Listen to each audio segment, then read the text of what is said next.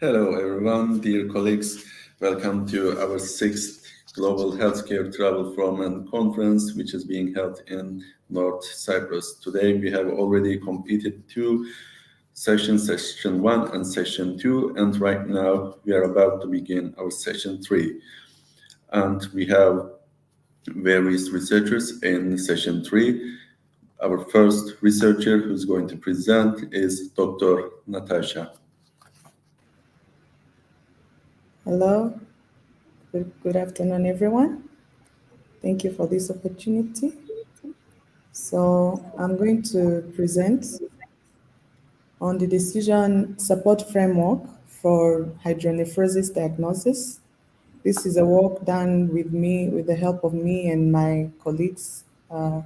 We all are located in Near East University, basically in the Operation Research Center in Healthcare. So to start with, we will go through an overview of what we are going to talk about during this presentation, and we will know about more on hydronephrosis. We will see the aim of the study. We will see fusipromethy, which is one of the methods used in this study. We will see the workflow we followed, the alternatives and criteria used in this study, and we will see the results as well as comparative analysis, and we conclude the study. So to start with, hydronephrosis basically is a study, is a condition of urinary tract where one or both of the kidneys swell. So maybe mostly this is caused by the accumulation of urine that doesn't empty within the body or within the kidneys. So this causes a lot of symptoms, mostly pain, vomiting, painful urination, blood even in your urine. So this highlights the basic importance of studying this disease. So it doesn't have limitations in any ages because most of all individuals can get affected by this disease. So either children, either grown-ups, they can all accumulate this disease. And it is mostly classified either acute or chronic if it keeps coming more than maybe 3 months. After 3 months, you get it again. And mostly is seen in pregnant women. This is just a normal event that is likely to be seen in pregnant women. And it is also mostly classified as a pathological disease. So the background of this study lies in the diagnosis of this hydronephrosis. So in this study, we want to evaluate the imaging modalities of this hydronephrosis. So there are different diagnostic tests to diagnose this hydronephrosis, but imaging modalities are one of them.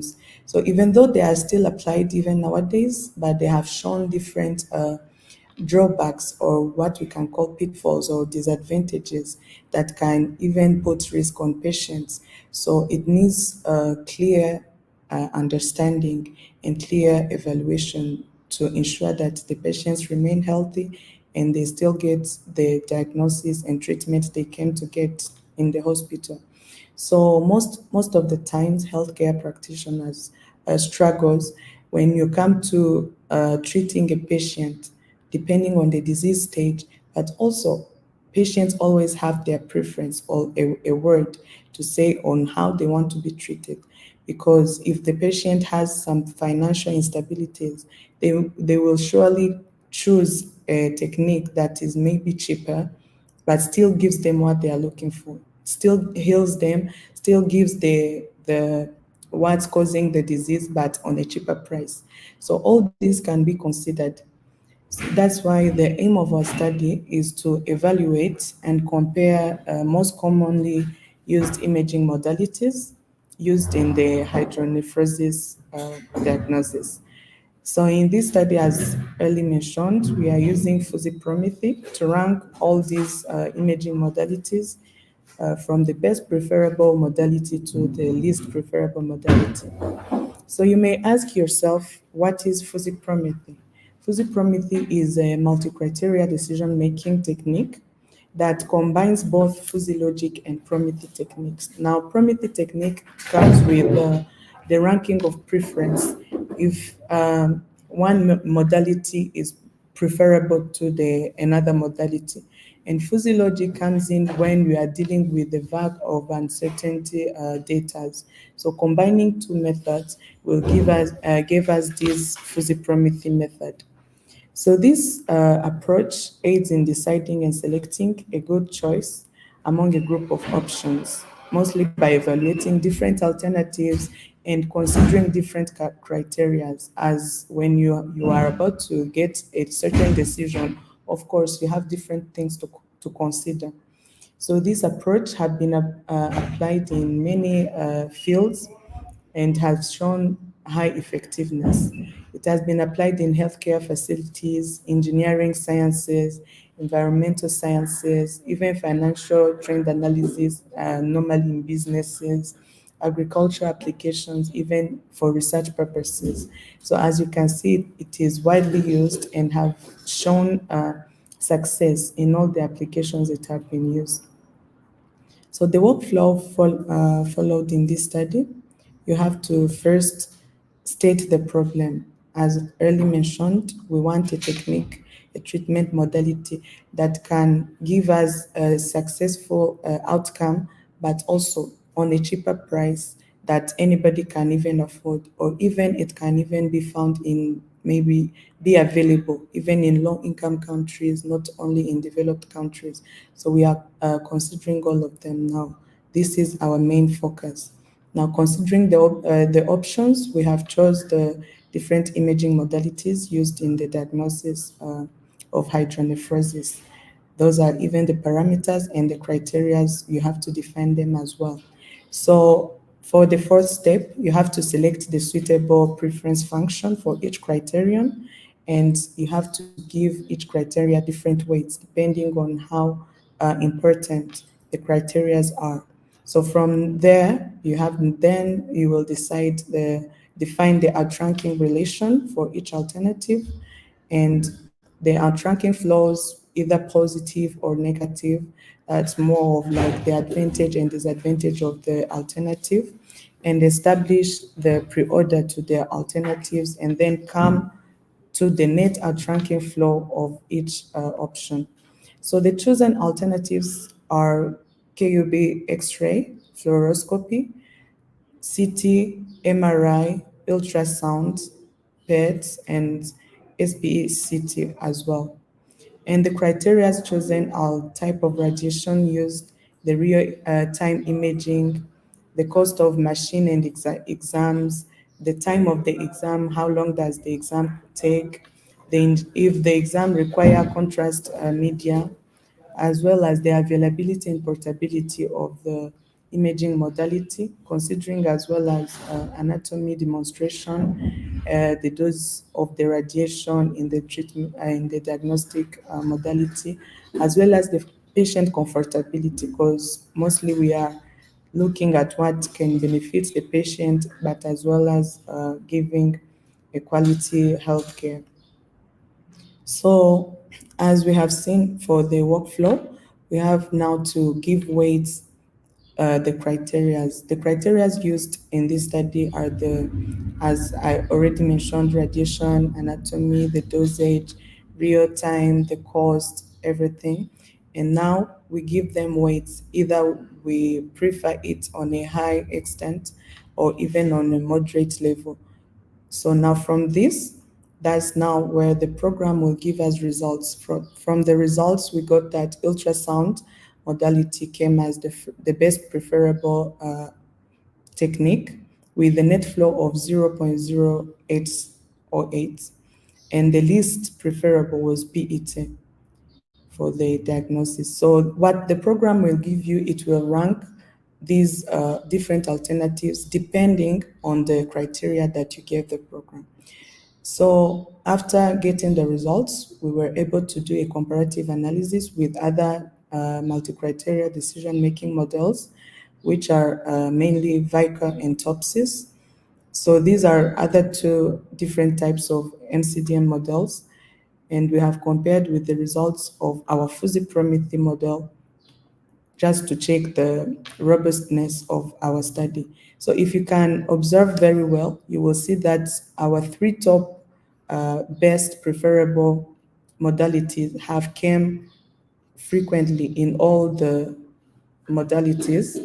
As you can see, even VICA ranked ultrasound as the first one, and X-ray as the second, and fluoroscopy, same as TOPSIS, which is now highlighting the effectiveness or the sensitivity of the program as well. So to conclude, the study offers a contribution where it will help in informing therapeutic decision making and offer insightful information during diagnosis, as well as emphasizing on the hydronephrosis detection. It could improve patient outcome in diagnostic precision as well. But it also has some limitation where if you add or remove or alter the weights of the criteria, there is a probability that the findings may change. But that is if any of alteration has occurred. So future research can now incorporate more imaging modalities or more other different methods used for the diagnosis, or even consider more criteria than the one we have considered in this study. And as well, it can include real world data, because in this study we have used mostly like second-hand data. So if you have better data that are now originally first-hand data, it will be better. So to conclude, the early diagnosis of hydronephrosis can help in early treatment of the condition, thus boosting the survival rate and minimizing the mortality rate as well. And fusipromethy, as have seen in this study, gave a sensitive and significant outcome with high efficiency for the ranking of the modalities. So thank you so much for your kind attention. Together in healthcare with different departments, we can see that we can achieve more. Yes, thank you. Thank you very much, Dr. Natasha, for your valuable contribution. And I can see that you have another presentation for us in this session, and as well as I think in this session for as well in the next session. So if you are ready, you can also present your other research. Okay, 1 minute.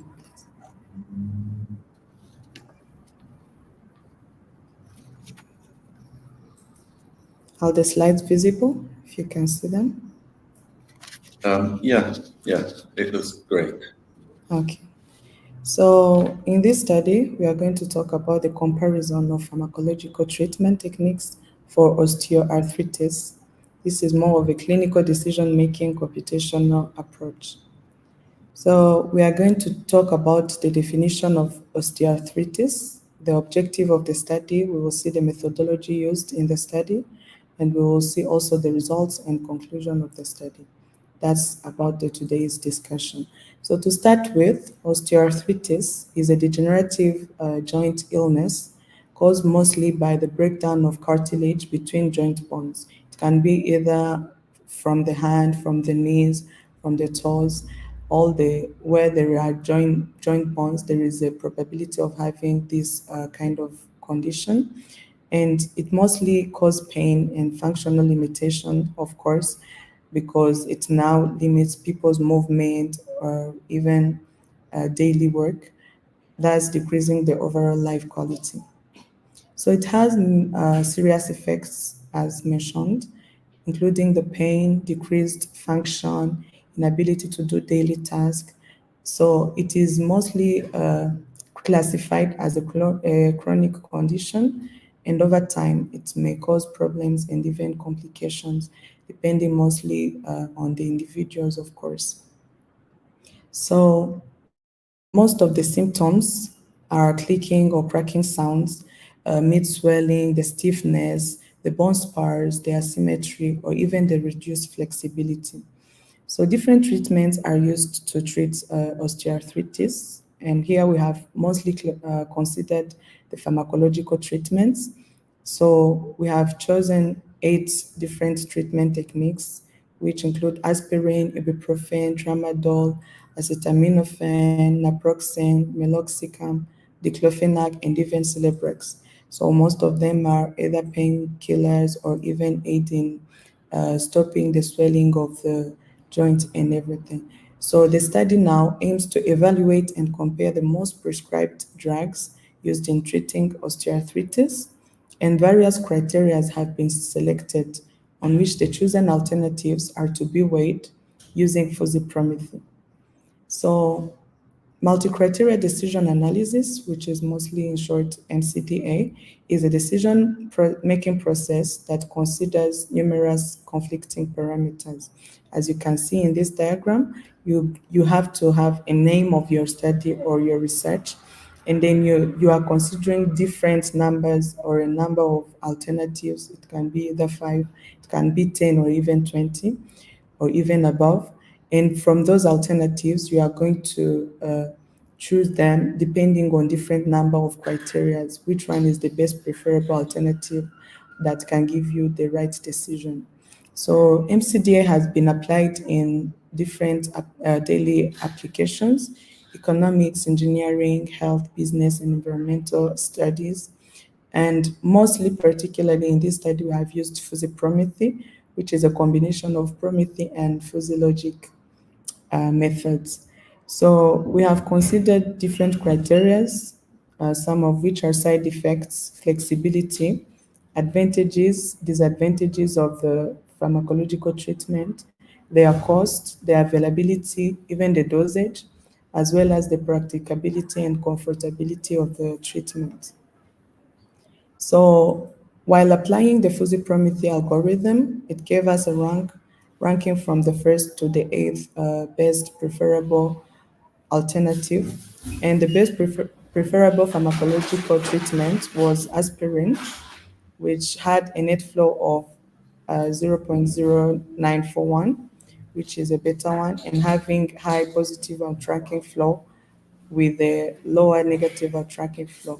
And Celebrex came out as the least preferable treatment mechanism. So if you can see from this diagram, it just highlights the more advantageous and disadvantageous side of all the treatments. As you can see from aspirin, it has lower cost and more advantageous and practicable, and is easily available that anyone can see it at any time.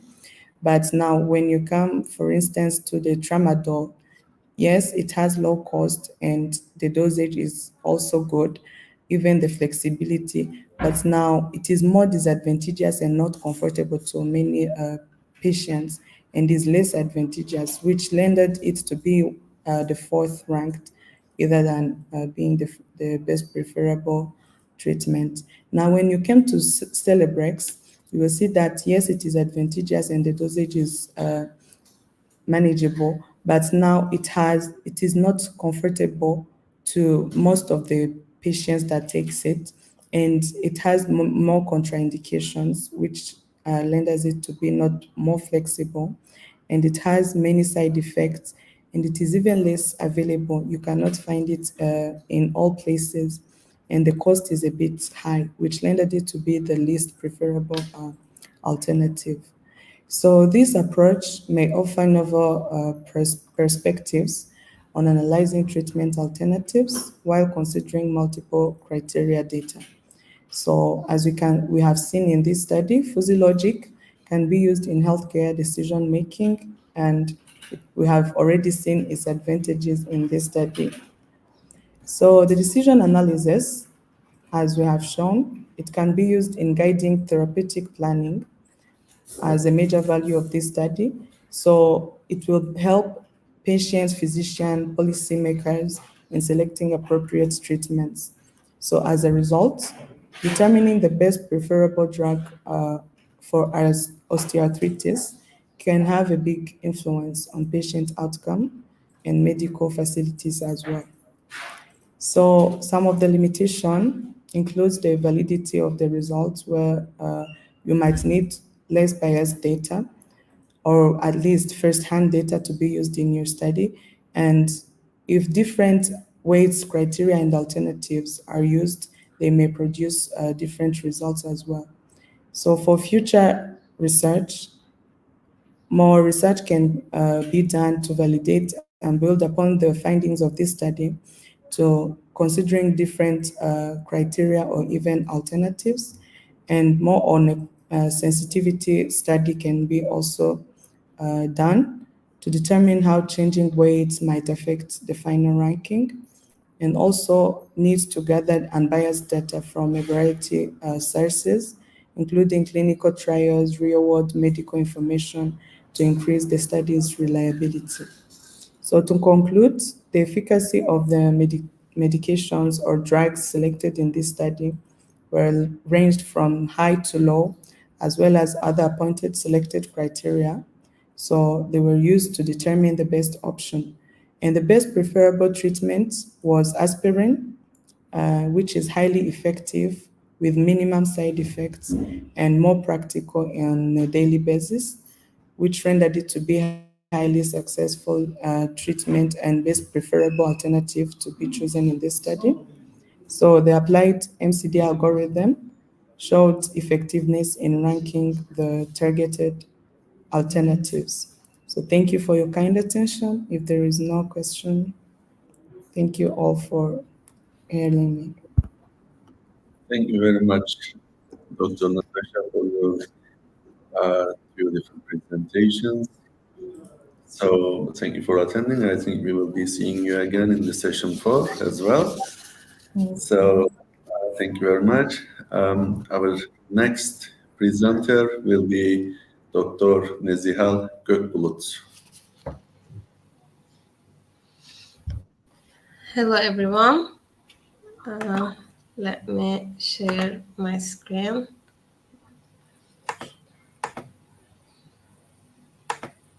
Yes, can you see my screen?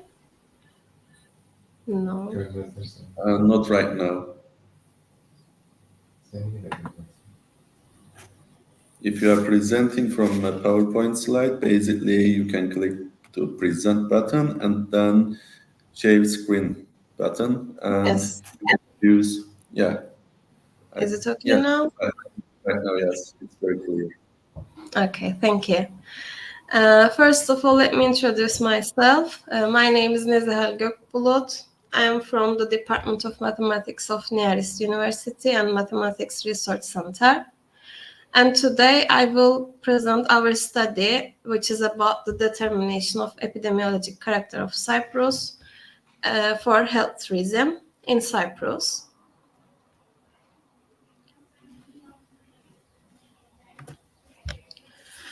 First of all, let me give a brief information about what I'm going to talk about. I will introduce the main idea and our purpose firstly. Then I will give some information about the common diseases and tobacco use in the world and in Cyprus. Then I will continue with the most common death causes in the world and Cyprus, cardiovascular diseases and cancer in the world and Cyprus. And lastly, I will give our conclusions and my references. First of all, I will just shortly want to mention about what is epidemiology.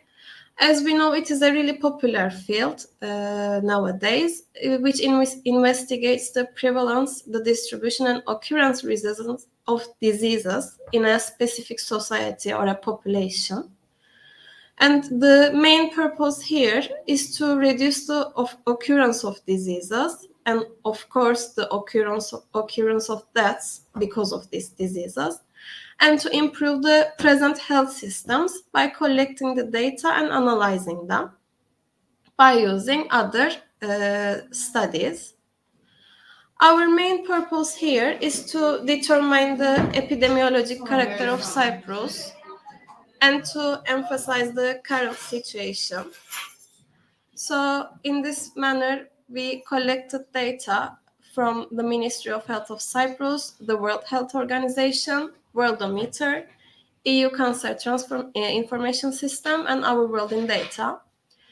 Our aim is here to compare the epidemiologic structure of Cyprus with the world, so we can see where we are now and which tourism strategies can be developed in health part. and what can be done in future.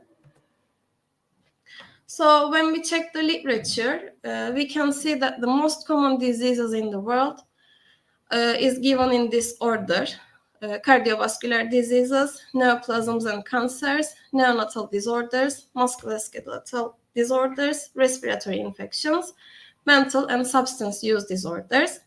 This is in order. So the first two are cardiovascular diseases and neoplasms and cancers. So we know that there are many parameters, many effects that affect the presence of diseases. But we can say that smoking is one of the leading causes. So we wanted to check what is the rate of smoking, what is the rate of tobacco use actually in the world and in the Cyprus. So here we can think the electronic cigarettes as well, the smoke-free products or in general. So as you can see, both in the world and in the Cyprus, we can see that there is a decline in general. However, when we look at both of the lines, we can see that the Cyprus is so above from the world. So tobacco use is actually higher than the whole world in Cyprus, which should be checked and something should be done about it, we can say. And this is for in adults, so it captures the people from 15 and above ages. So this is a problem actually.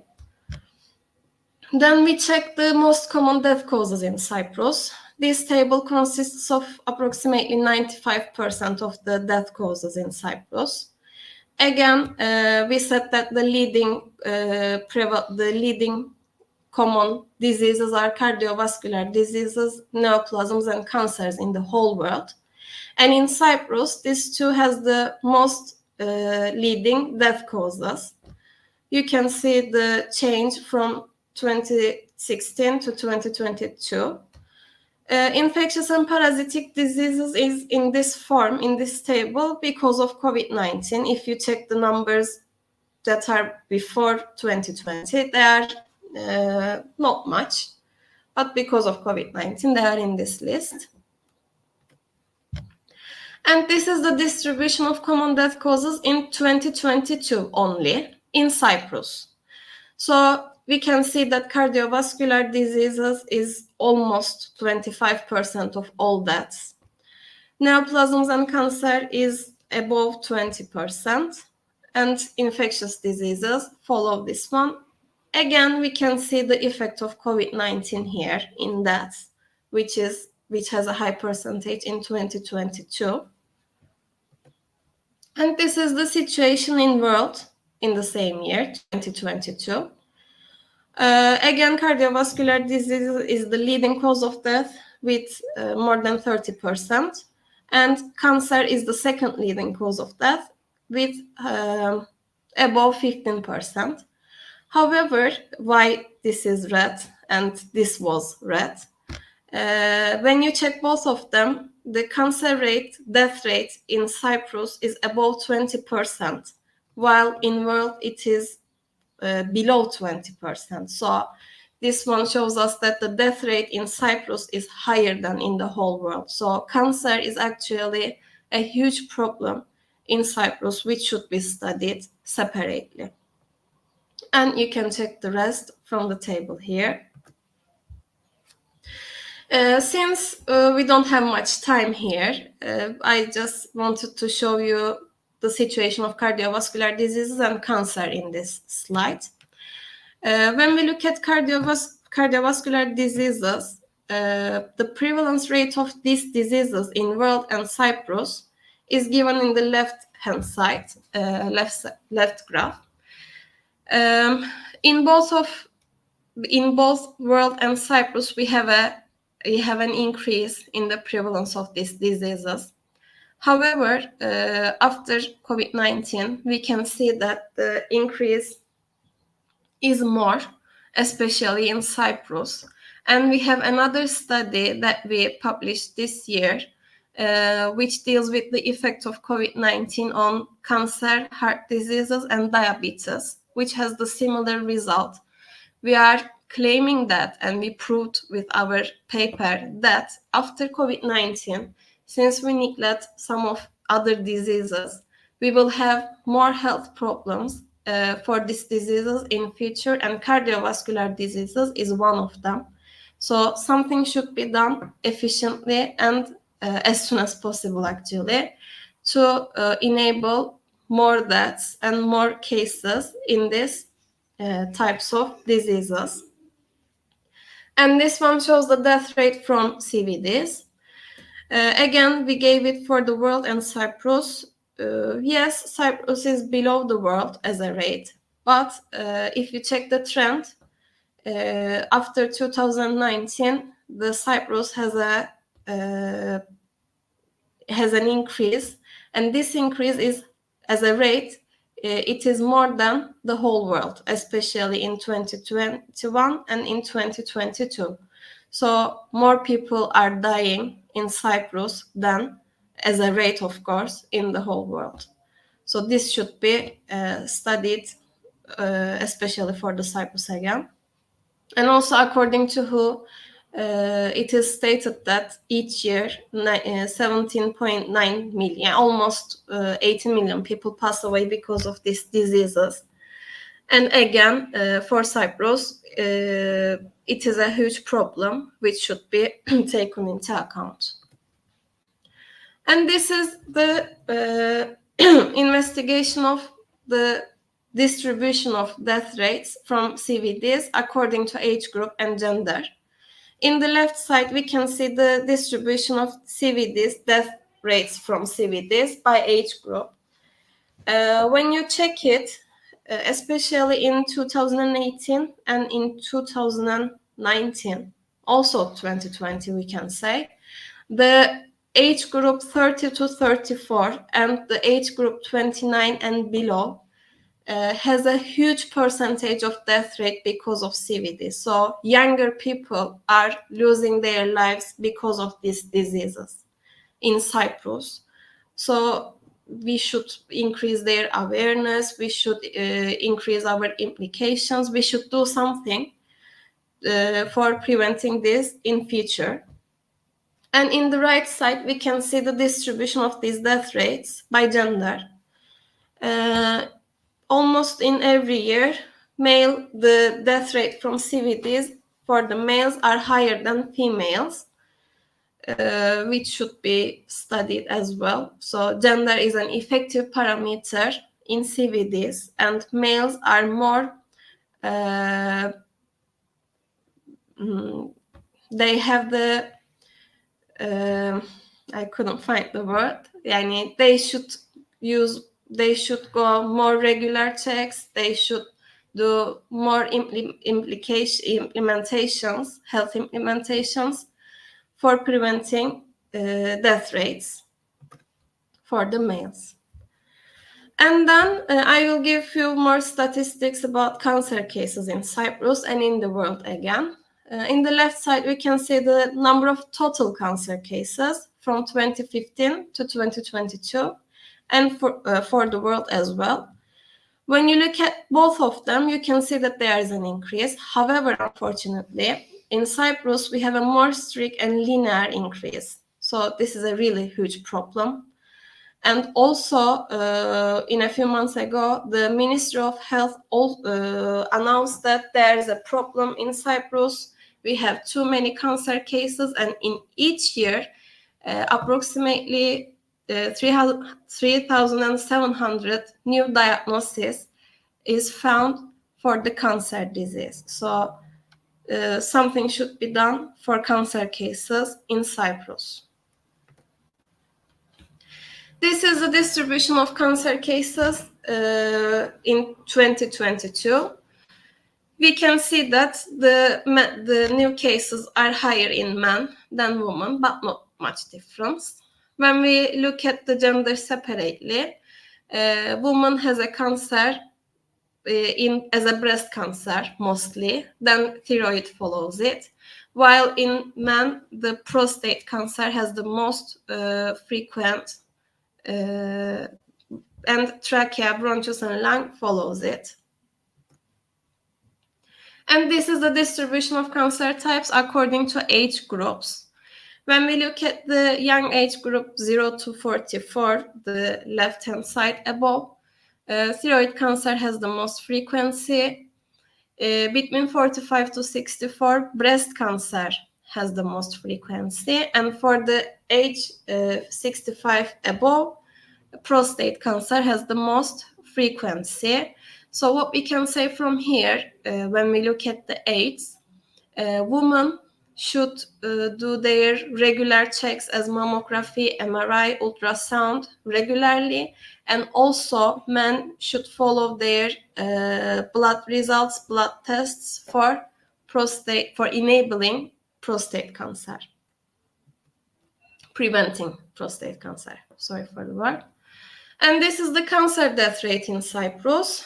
I couldn't find the death rate for the World Health Organization. Actually, I couldn't find it for the last years. There are some statistics, but I think it is only for 2020. So I just put for the Cyprus. When we look at the death rate, again, after pandemic, we can see that there is a huge rise in cancer deaths, and it is a linear. So it is a really big problem in health sciences, having this kind of distributions, this kind of trends. And also who announced that approximately 10 million people lose their lives because of cancer. However, according to WHO, they are indicating that this rate is almost same. But when we look at to Cyprus, it is not the same for the Cyprus. It is increasing each year. So again, cancer is a huge problem in Cyprus, is what we can conclude from here. So as a conclusion, as I said, since we don't have enough time here, I only explained the epidemiologic structure for CVDs and cancer cases in Cyprus. And when we look at the results, they are not looking good. So what can be done? New healthcare centers, new hospitals can be considered for the treatment. Increasing awareness for each age and for each gender should be considered. So this kind of implementations can be done by policymakers. And with this kind of developments, we can contribute to health tourism in Cyprus in the future. And these are my references. Thank you for listening.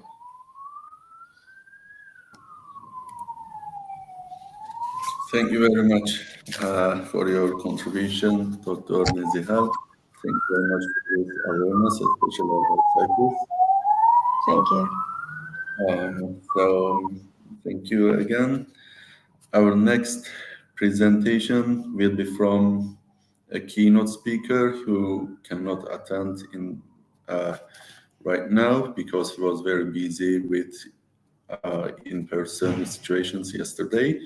So now we will be hearing from James Lamarox. Professor Gokchekas and the Global Health Travel Council for having me speak.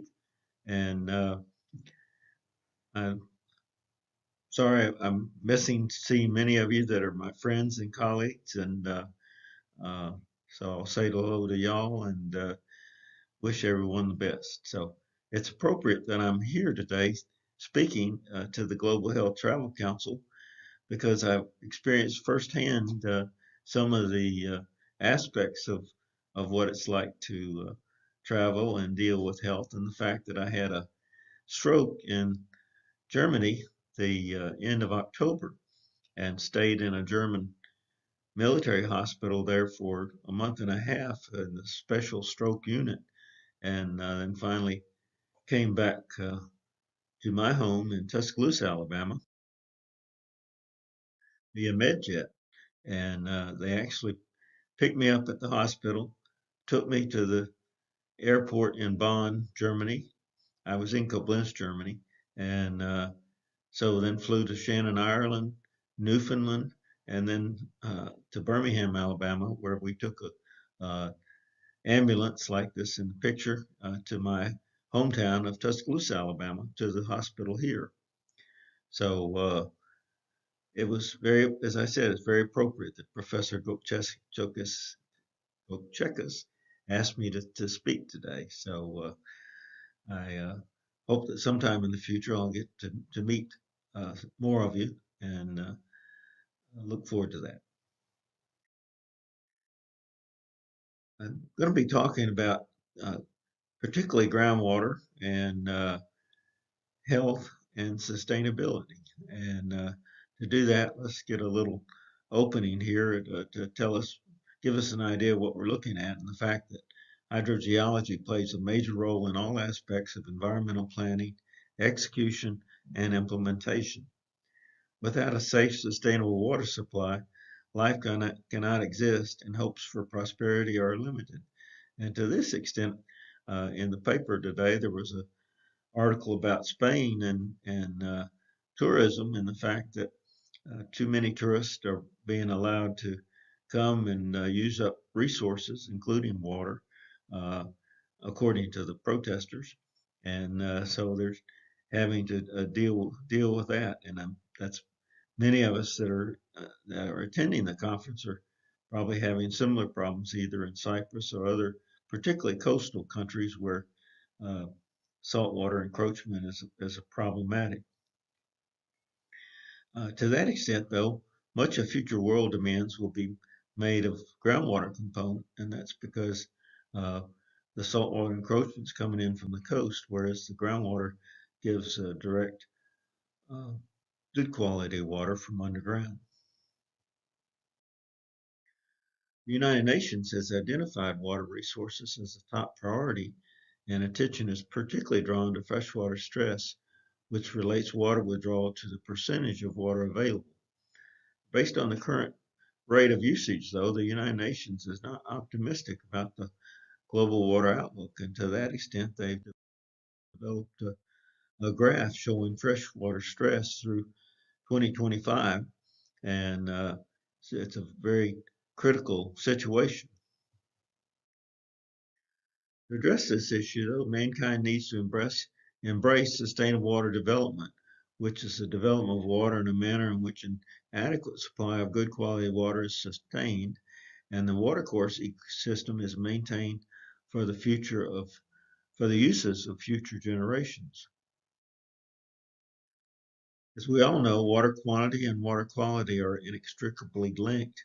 Therefore, there needs to be rapid movement towards sustainable water development, not only in developing countries, but in developed countries. There are 5 specific elements to sustainable water development. They include the right to use water, the protection of water resources and prevention of water degradation, the maintenance of water flow, an ecosystem-related approach, and the procedural elements to achieve sustainable development. The right to use water involves comprehensive permitting with continuing review, strategic counseling, crisis management, creative dispute resolution, and enhanced relations with stakeholder and community groups, much like what is probably going on in Spain now or in the near future, and in many other areas of the world that have this similar problem. Protection of water resources and prevention of water degradation includes addressing non-point sources of pollution on a national, regional, and local basis, land use controls, integration of water and land management, and regulation of innovation transfers. In this instance, the United Nations is partnering with other organizations and has developed sustainable development goals, of which goal number 6 is related to the access to water and sanitation. It involves clean, accessible water for all as an essential need of the world, and there's sufficient fresh water on Earth to achieve this. Due to bad economics or poor infrastructure, though, millions of people, most of them children, die from diseases associated with inadequate water supply, sanitation, and hygiene. Water scarcity, poor quality water quality, and inadequate sanitation negatively impact food security, livelihood choices, and educational opportunities for poor families. drought afflicts some of the world's poorest countries, worsening hunger and malnutrition. And many countries around the world are experiencing drought right now. And so it's a serious problem that needs to be addressed. And to that extent, by 2050, 1 in 4 people is likely to live in a country uh, in which chronic or recurring sources of fresh water will be a problem. To that end, the Sustainable Development Goal 6 that the United Nations has developed includes several targets and indicators to achieve by 2030. These include achieving universal and equitable access to safe and affordable drinking water, achieve access to adequate and equitable sanitation and hygiene for all, and end open defecation, paying special attention to the needs of women and girls, and those in vulnerable situations. Improve water quality by reducing pollution, eliminating dumping, and minimizing release of hazardous chemicals and materials. Halving the proportion of untreated wastewater and substantially increasing recycling and safe use globally.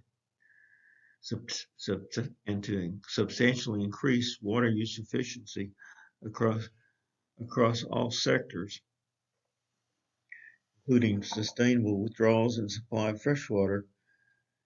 And my head is in the way there, so but hopefully those in the audience can read the rest of that.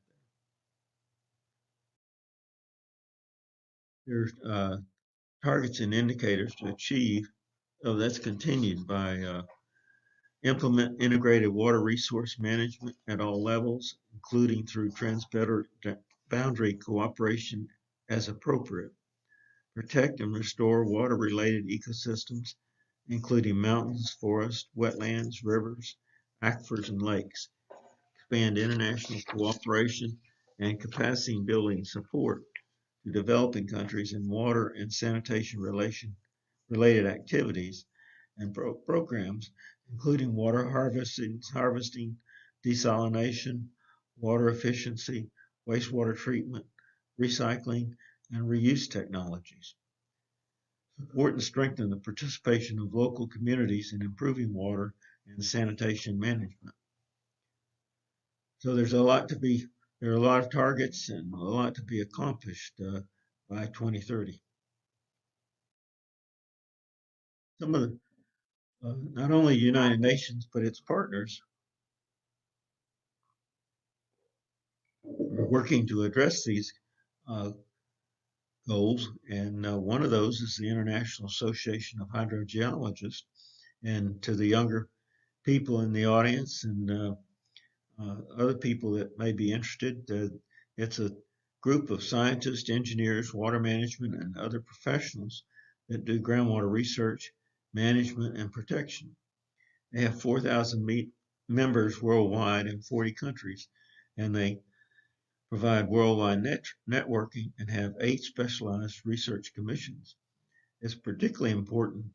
One of the reasons that I met Professor Grokchekis and other work that our company, P.E. Lamro Associates, does. We're an international consulting company in geology, hydrology, and environmental sciences.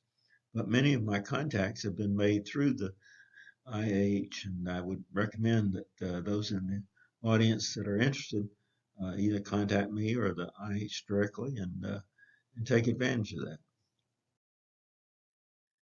The specialized commissions include ones on groundwater and climate change, groundwater and energy, groundwater outreach, karst hydrogeology, managing aquifer recharge, mineral and thermal waters, and transboundary aquifers.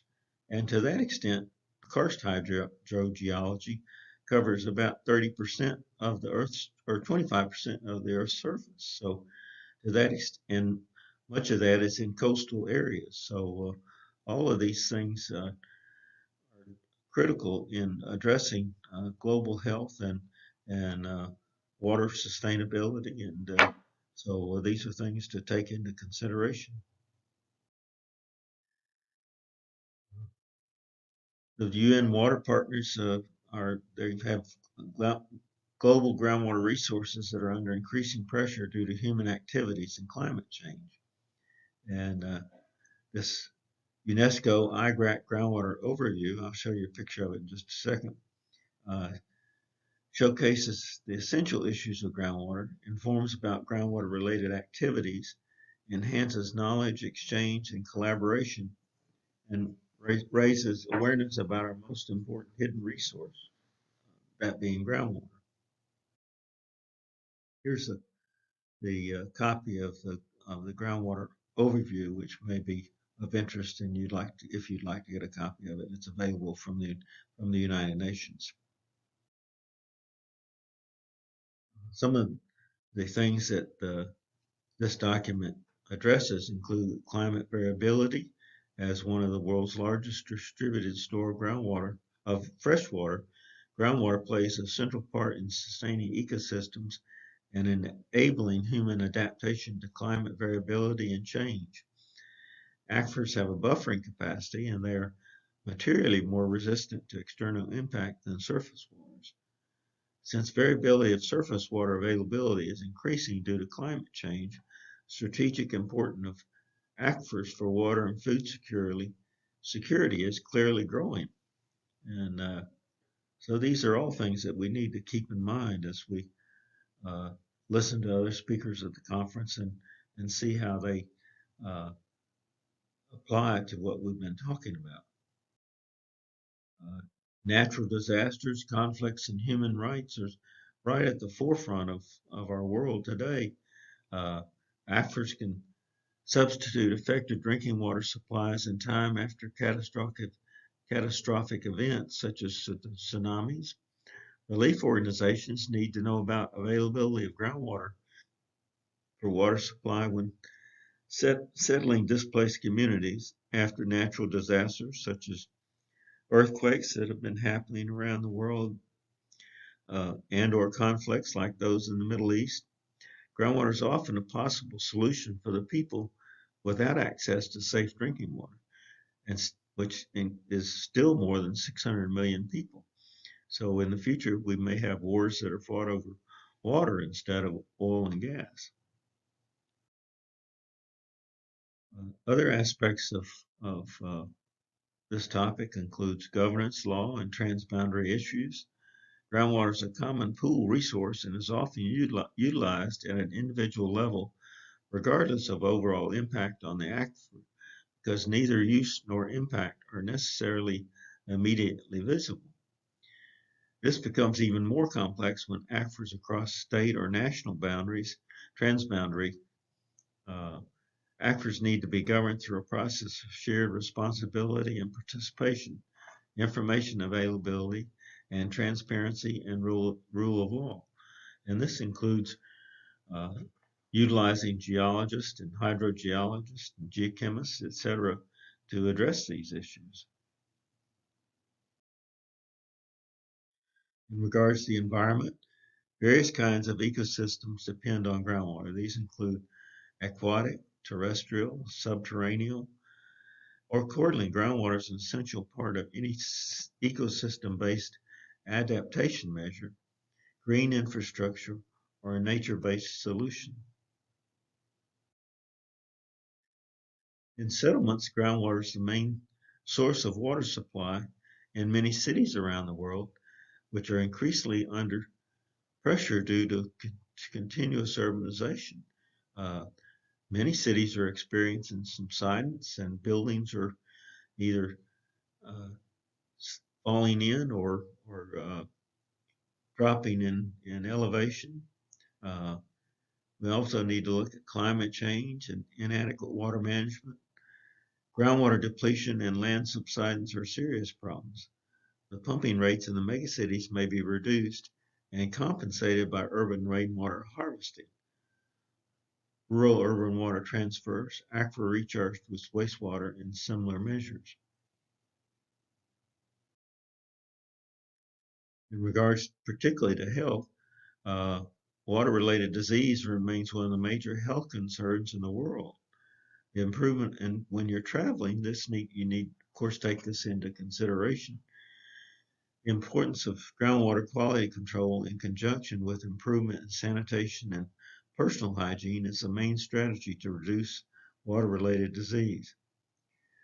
Groundwater can be polluted from agriculture, sanitation, industry, and mining, landfills and waste disposal, traffic and transport, and also from chemical processes within geologic environments. Regular groundwater monitoring, vulnerability assessment, protection from point source and diffuse pollution, and the rest of what's on that slide. I'm sorry, I can't read it, but I'll let y'all do that. Food and energy, about 2/3 of all extracted groundwater is used in agriculture. Global food production increasingly relies on groundwater over abstraction. Groundwater depletion eventually leads to decline of food production, all of which, as we're traveling, you have to have food and water to eat and drink. So about 1/4 of the energy used globally is spent on food production and supply, including groundwater pumping. Deep aquifers as a potential source and a sink for heat can play a much more prominent role in the provision of renewable geothermal energy. In regards to economics, groundwater resources are extensively used in production processes by large international companies all over the world, all of whom have to take into consideration global health, particularly in regards to their employees as they travel. Accordingly, international investors are being encouraged to share broader societal and environmental costs of groundwater, and understanding the value of groundwater being an additional incentive for investors and asset managers to participate, leading eventually to investment risk reduction.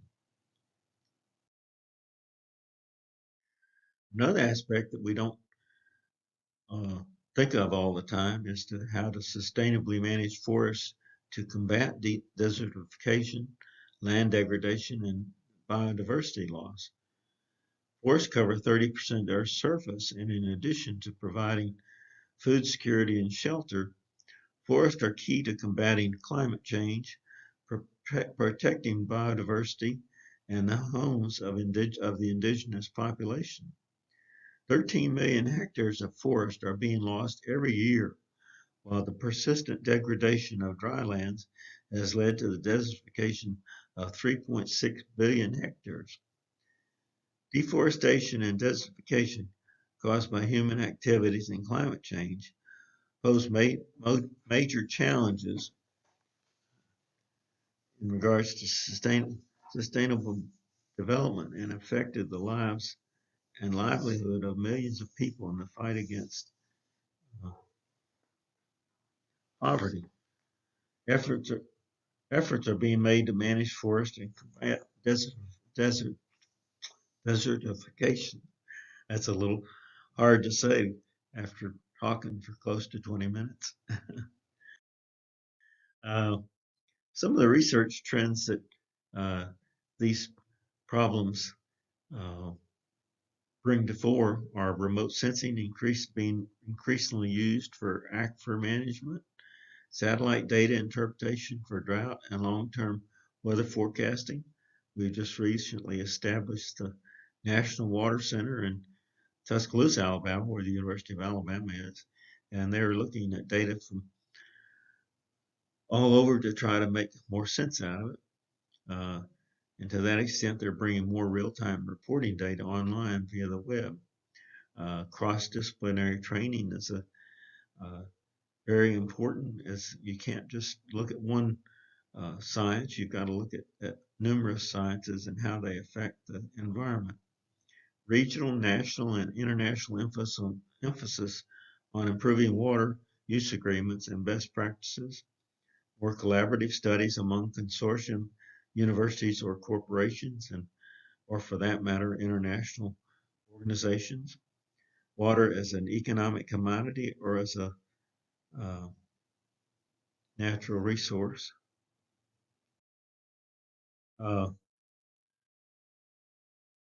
in addition to the consulting company that I work with, P.E. Lamro & Associates, I also work with Springer Publishing on a number of journals, and these include Discover Water, Sustainable Water Resources Management, Environmental Earth Sciences, Carbonates and Evaporates.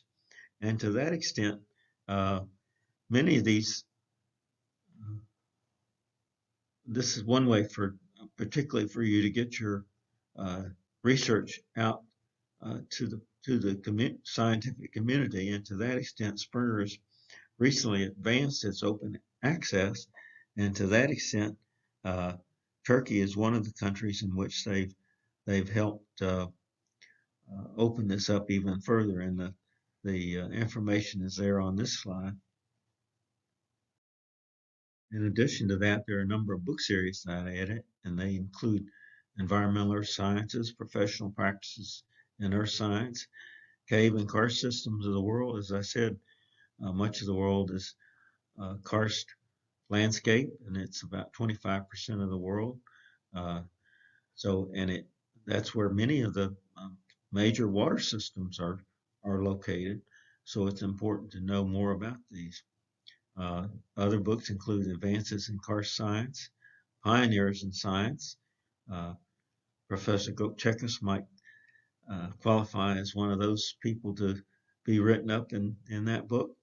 There are geoguides that are used by the public to learn more about the geology and in an area, and also particularly for the PhD students in the audience, Springer has a briefs and theses series where they actually pay you to publish your theses. If your thesis is the best in your department in that year, then they'll pay you 500 euros, and they'll sell your thesis throughout their marketing system. So it's a very good way to get your information out to the international public.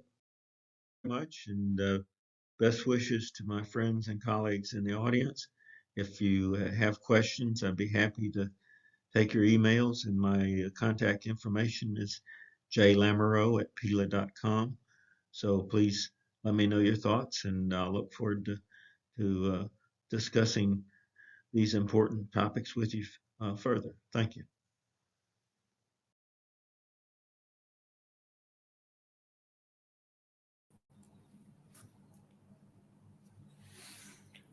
Thank you very much for James Lamarok for his contribution. Our next presenter is Dr. Tuğçe Nur Uçar.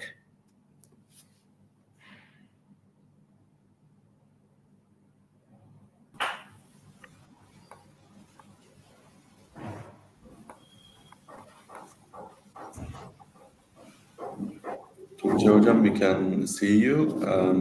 We can also hear you. Whenever you are ready, you can share your screen from the present button below.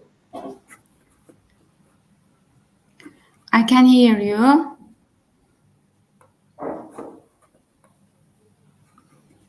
Yeah, you can start your presentation. Okay. Hello, all of you. I am Tuğçe Nur Uçar. Tuğçe Hocam, sorry for interrupting, but we cannot see your presentation. It is only a white screen now. It's okay. No, it is completely white blank screen. If you are using PowerPoint, are you using PowerPoint? Yes. Okay, from the button below, you can share your screen, but not your entire screen, but share it as a window.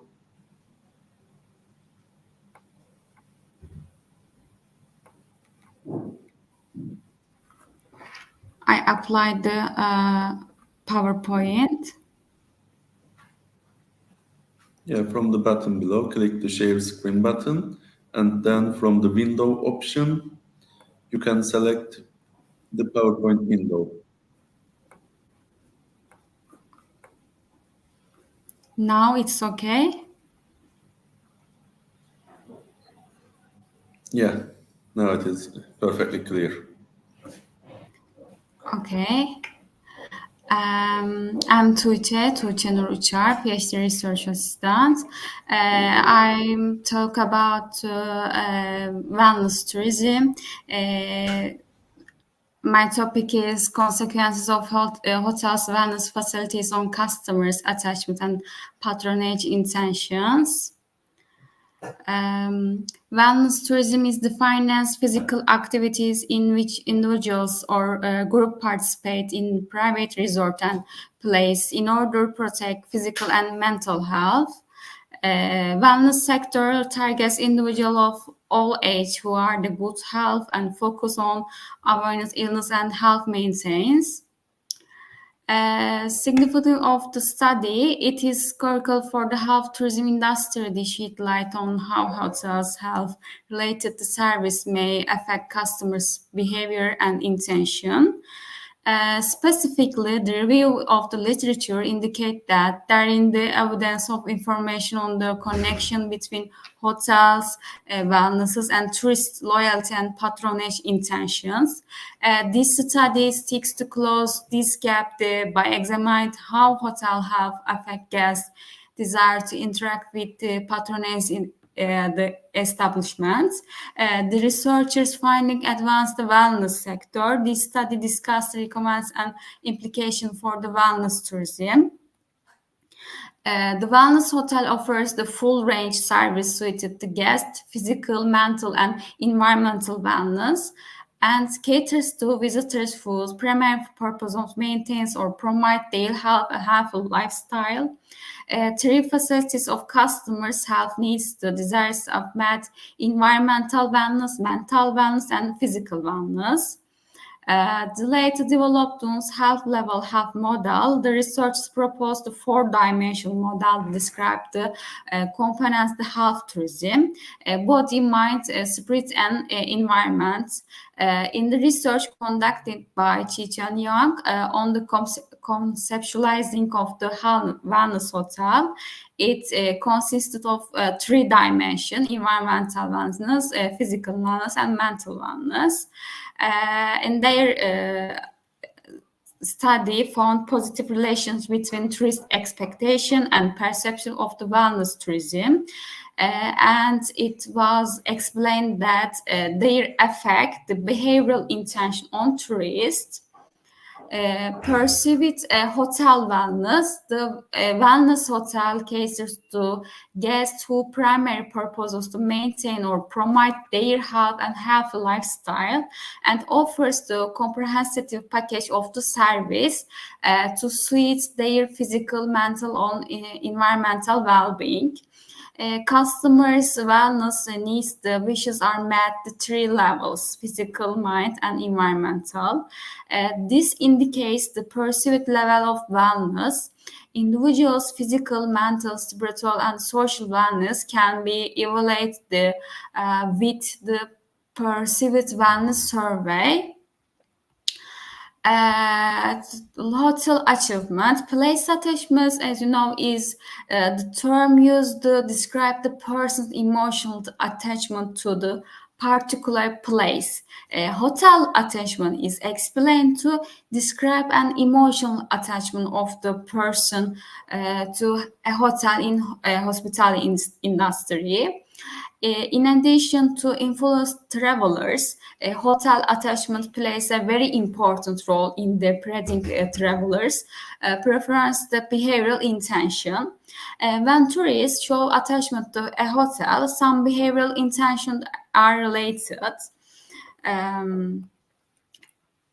Patronage intention. Patronage intention occurs when customers show supportive consumption behavior towards hotel. This support can be in form of an intention to visit or stay again, or to recommend it, or willingness pay more premium price. Methodology. A survey method was chosen to examine the hotel wellness customer intention to connect and patronage the hotel. The scale items used in our research were obtained from the existing empirical studies. Environmental wellness, physical wellness, and mind wellness dimension and hotel wellness were used from the study. Hotel attachment dimension was obtained from the study by Lee. Patronage intention agents also developed from studies and Filimo. Since the 7-point Likert scale has stronger research relatable and relatable than the 5-point scale, as 7 points Likert scale will be used. Potential implication. Theoretical implication. It theoretically provides new contribution to half-life tourism, although there is a wealth of information on the link between tourism and health promotion. Few academics researchers have studied the mechanism by which health experience promote place attachment. Although there are studies on hotel commitment, the impact of the health living on attachment on patronage has not been studied before.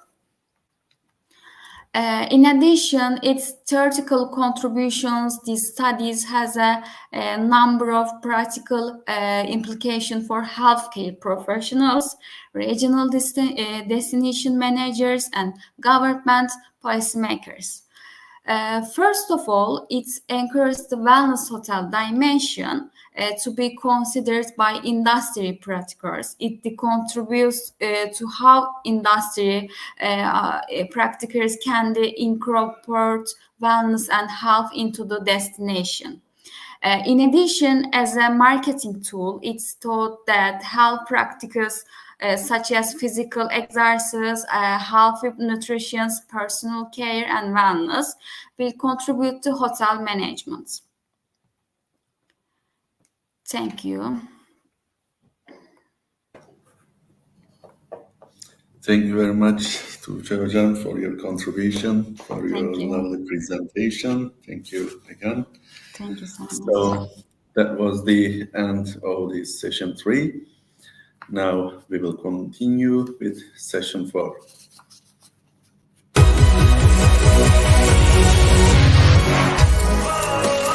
Catching a bus, never feeling straight with it down.